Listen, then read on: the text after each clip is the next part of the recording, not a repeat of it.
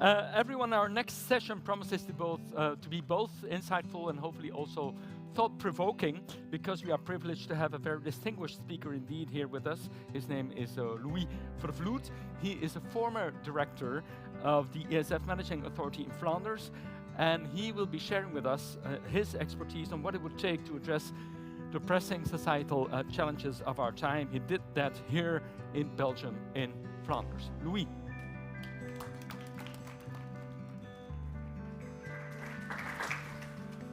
Thank you very much, Wim, for this introduction. Good morning, ladies and gentlemen, and on my behalf, welcome to Brussels, still the capital of this small country that we call Belgium, and even Flanders, small piece of it.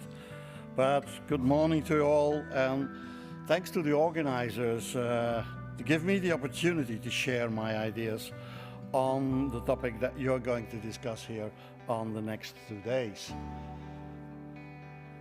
They asked me to give my ideas on what would it take to tackle today's societal changes. Well, it's a simple answer. It's social innovation and experimentation.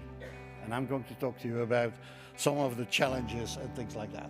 Some of the challenges, some of the opportunities, and a number of other pitfalls, of course, because yes, in whatever we do, we will encounter pitfalls. And competences, working with competences has always been one of my, how you call it, dadas.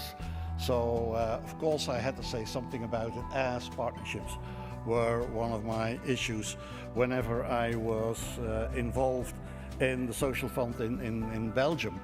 And I'll give you some of these experiences that we had in Flanders for a number of years, well, some 20, 25 to 30 years. Where I started social innovation actually at the Commission. When I worked at the Commission, we launched the first cooperative programs, which was Euroform, and then later on, now when Horizon came about. Unfortunately, they stopped this kind of calls, transnational innovative calls in the Commission at the end of 2006. But I hear with a lot of pleasure that there is a new database coming up. I can only applaud these kind of things where you've got a database, especially a database of validated projects, validated products. And the validation, ladies and gentlemen, I'll come to that later on. Don't forget that you can even have a negative experience validated. And you can learn from both of them, but I'll come to that later on when I highlight a bit of the experiences that we have had in Flanders with the social fund, because, well, I'm out of the office for a bit more than 2 years now. So, yes, I'm on pension, but no, I'm not on retirement. That's another issue we can discuss later on, perhaps, but that's something else. Challenges. You can see them there, and there are a number of challenges. And for me, I listed there only 5, the biggest 5, because otherwise we could keep on talking about only challenges. I know there are other things to say as well. And yes, lack of funding. Social innovation and experimentation can be a very expensive issue, and it requires funds that are not that easy to secure. And an innovation takes time. We'll come to that later on as well. So it takes a lot of funding, and it's not always easy to convince those that fund you to keep on funding until you have the result. Resistance to change is another of these issues, because, well, people are not just often, but most of the people are resistant to change, even when it is for the better. This can make it very difficult to implement new ideas and is a really major challenge for innovators themselves and experimenters as well. Try to change mentality, try to change a culture. There's nothing harder than that. Scaling up, of course, that's where it's all about, and that's where the whole initiative will go about as well. Even if an idea works on a small scale, it can be difficult to scale it up to have a decent and larger impact. Secondly, and I refer to my former point, they often require changes of existing systems and structures, which, of course, will make people even more reluctant to the change needed. And measuring impacts. I've often heard in my, 40 years of working with the Social Fund, my idea is a good idea, my project is the best, my product is good. Probably for you, it's like my grandchildren are the most beautiful ones you can have. And I've got 4, but that's something else. It's very difficult to then go into reality where perhaps there are a number of things that lack or whatever. So share and try to send a self-evaluation. That's the start, yes. But it's even better to use accepting instruments to measure and external evaluations, even better there, so that you can get a real validation. Come to that, how we try to do that in Flanders later on. It can be very difficult to measure this impact, and it is really linked to the fact that they usually target very complex social problems with multiple causes. With all this, of course, replication is another issue. Even if an idea works in one context, it may not work in another context. This is, of course, again due to the fact that they often rely on specific factors that may not be present in the other settings. My advice in my time as managing authority in Flanders was, well, try to understand the solutions that worked in a certain sector or in a certain environment, and then try to translate this into your own culture, into your own sector. This, of course, will take some abstract thinking and a lot of creativity.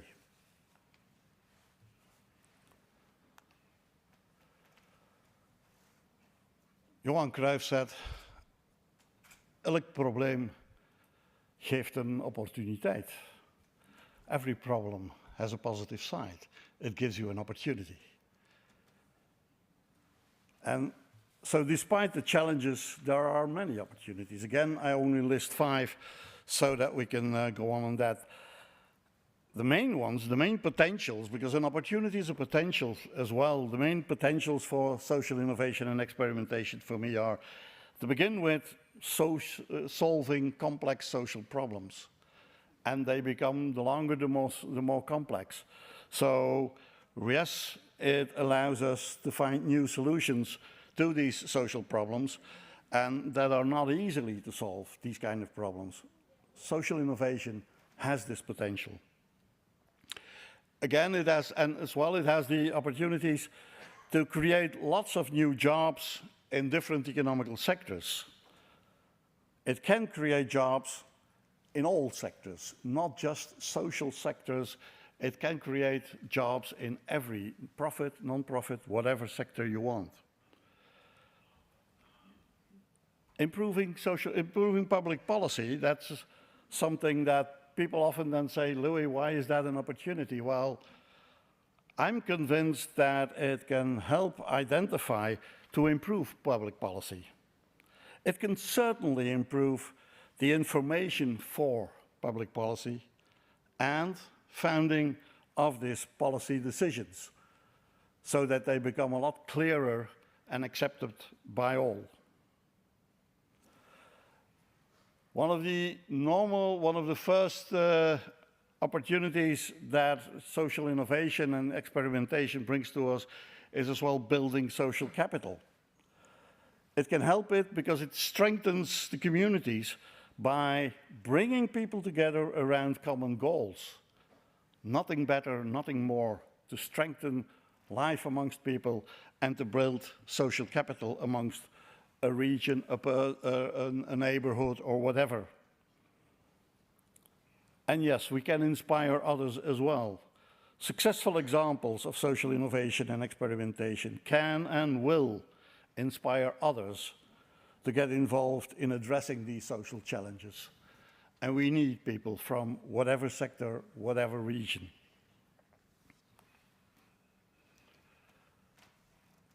every line of work has pitfalls. So there are several ones associated with social innovation and experimentation.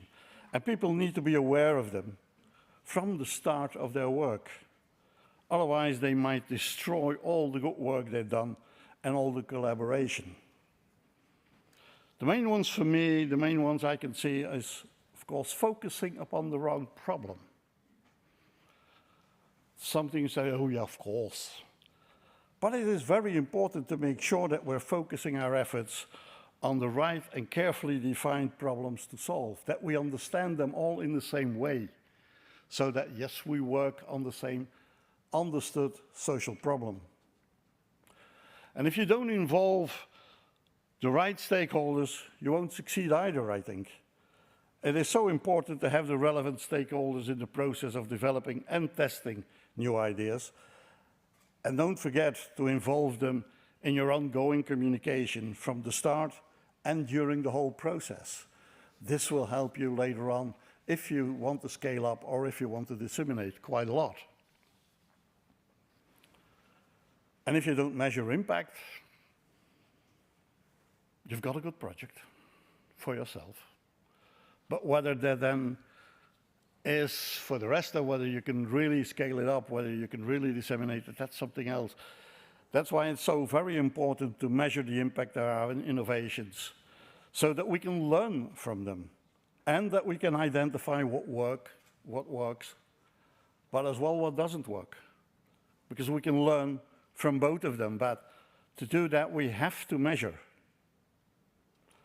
And be patient. And I know when patience was distributed, I wasn't home either.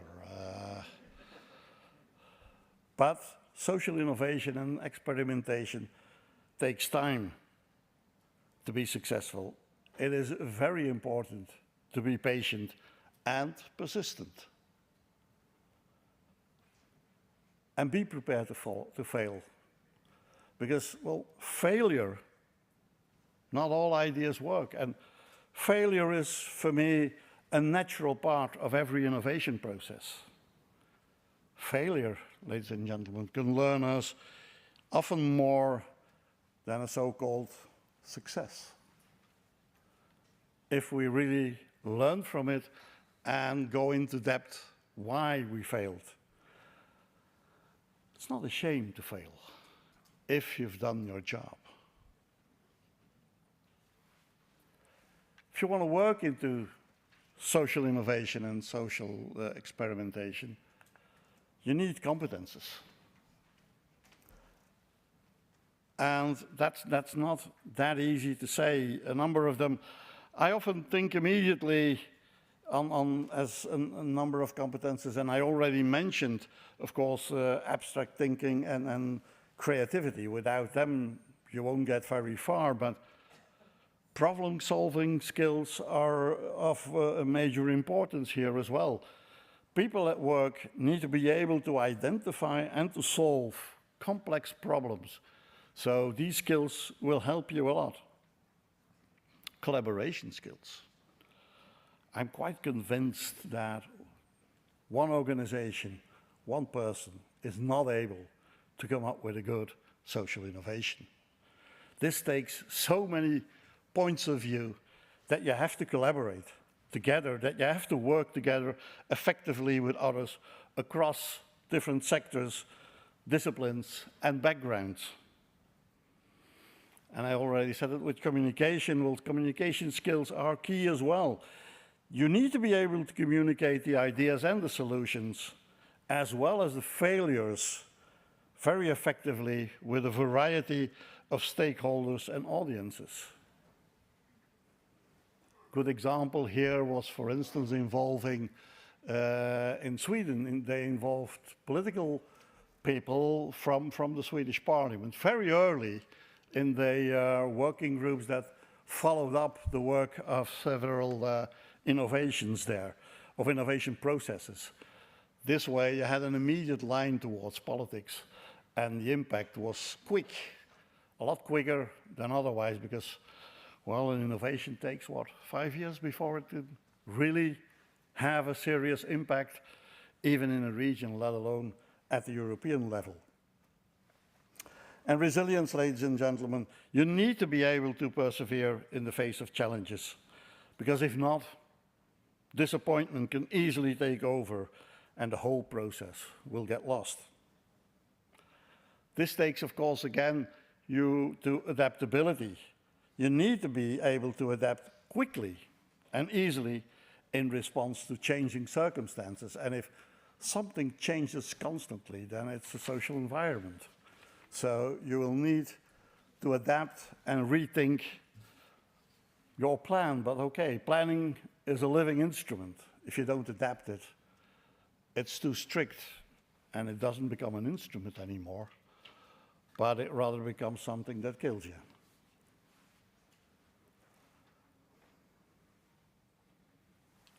Yes, my dada, partnerships, certainly in social innovation.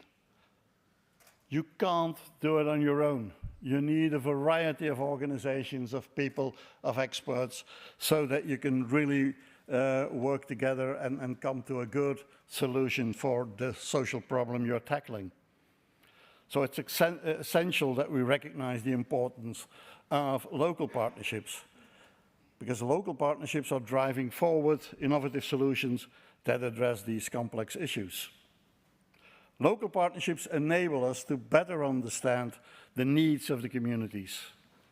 They will help us to build trust, and without trust, no partnership. They will foster collaboration out of unknown corners. They will share quickly the knowledge and the resources, the expertise, their networks. Don't rebuild everything, use whatever exists, and that's what you can do in a partnership. Whether this is called a community of practice or not, it all starts with trust. And this is critical for creating sustainable solutions that meet the local problems. Transnational partnerships as well play a crucial role in advancing innovative solutions and that address these societal issues beyond the national borders. Transnational partnerships enable us to leverage diverse perspectives, expertise, and resources, and of course, again, networks from different countries and/or regions that can help us in developing more effective solutions. Therefore, I think it is essential that we foster both local and transnational partnerships in our work towards creating innovative solutions for these societal problems.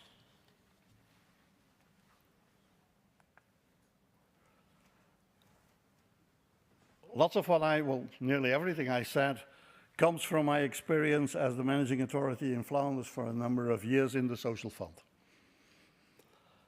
And well, we did a number of things there, and as I said, I started working on social innovation from within the Commission. What I learned there, I took with me to Flanders.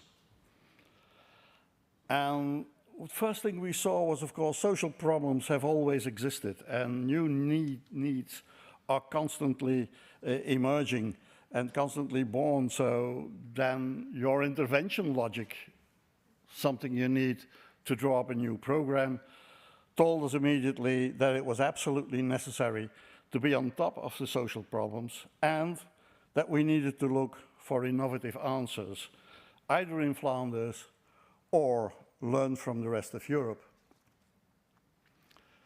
Since then, I went back to Flanders in the end of '91. Every Flemish ESF program I was involved in had social innovation as a dedicated priority, which had at least 5% of the budget. The same for transnational cooperation, by the way, because certainly in the beginning that was linked to innovation as well. Sure, we took on some technical assistance because for us, managing authority was not just managing a program. Then you might be a good manager. But what did Bruckner say? Managers do the right thing. Managers do the things right, sorry. Leaders do the right thing. And you should lead in this way and facilitate as a managing authority, which takes, of course, money there as well. And On the money side, the financing side, we did not only bring the European contribution, but we looked for the matching funds in Flanders ourselves, and from 2000, 2002, something like that on, we provided the full matching fund. So we provided social innovators with a full budget for their project so that they could focus on their work, their expertise, and what we expected from them, not on a number of what I then call secondary issues. Sure, you need money, but looking for money constantly is not a priority for social innovators. In social innovation, we created two types of innovation. One through adaptation, which was, let's say, finding new answers to social problems or new needs, and the other one through experimentation. Try out theories and answers that do that in practice on a not very long, but on a small scale, just before you can really roll them out for the whole region or country. After our first experiences, well, we learned the lesson that we should not look for or select what we would call a ready-to-start project, because then you get the nice writers, those that think that they know the right words to put on paper. That doesn't mean you've got the right idea or the right project ahead of you. Good ideas need time to develop the scope of a project with a good working plan, with a good partnership, and indication of responsibilities of all partners. Because with a partnership comes responsibilities. It's an engagement, and an engagement, it doesn't always have to cost you money, but it will cost you. It was mandatory for us, for our Flemish final beneficiaries, to work in partnerships. For us, this was a guarantee for intersectoral or multidisciplinary approach. It was a selection criterion and could be a condition to be fulfilled before one could set off with the project or the process itself. Dissemination was another issue that had to be part of the project from the start on. Because if you start thinking on how can I disseminate, or how is again the same thing, how can I scale up, at the end of the project, that's too late. That was a lesson we learned there as well. By involving early old stakeholders, and a good stakeholder analysis is there worth its weight in gold, I would say, it gives you a good base for future work and the creation of a flexible and effective partnership, because partners don't need to be involved all from the start and during the whole period. Check at who has which kind of strengths and acknowledge the weaknesses amongst each other around the table, so that one's strength can overcome the weaknesses of another. That's what partnership is all about, working with and for each other towards a common goal. Of course, we wanted to create impact, which is one of the most difficult things in working with social innovations, and this is one of my experiences there. So creating impact either in the policy or at what you could call the field. But still it led us to setting up a system to validate projects and processes and or products. We learned the basis of the system from our Portuguese colleagues that managed the NOW project from 2000 to 2006. Anna Val managed the thing and learned us how she did it. We translated it, we adapted it into the Flemish reality, involving academical or other experts and peers. As a managing authority, we only facilitated. We did not validate. We had an external body validating projects, processes for us. And if positively validated, the project could get extra money for an extra year and a small upscaling. On the other hand, if not positive, the product or process could not be used in a mainstreaming ESF project. So this could not get any financing from ESF anymore. That's the consequence of validation. Furthermore, we created ambassadors. Call it best of the year projects, best of the year results that we saw that got extra money for dissemination purposes after the project and in a, let's say, rather free environment without all the administration that comes along with the social fund project. And sure, we simplified, but there are limits to that as well.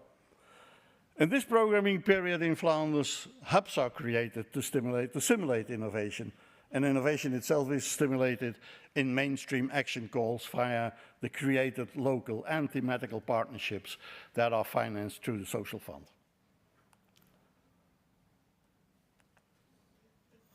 Time for me to conclude. Social innovation and social experimentation are critical for finding new solutions to complex social problems. They allow us to test new ideas before investing significant resources